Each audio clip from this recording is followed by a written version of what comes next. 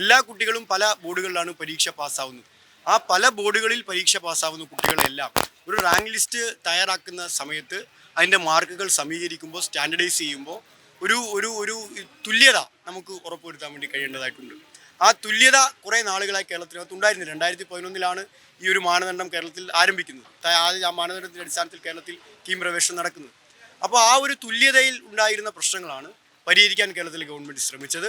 പക്ഷേ അതിൽ ചില സാങ്കേതികമായ പ്രശ്നങ്ങൾ ഉണ്ടായി. ആ സാങ്കേതികമായ പ്രശ്നങ്ങളെ തുടർന്നാണ് ഹൈക്കോടതി അത് ഇപ്പോൾ താൽക്കാലികമായി വേണ്ടതില്ല എന്ന് തീരുമാനിച്ചിരിക്കുന്നത്. SFI ആവശ്യപ്പെടുന്നത് മുഴുവൻ കുട്ടികളും, അത് ഏത് ബോർഡിൽ പഠിച്ചാലും ഓരോ കുട്ടിയുടെയും ഇഷ്ടമാണ് ഏത് ബോർഡിൽ പഠിക്കണം എന്നുള്ളത്.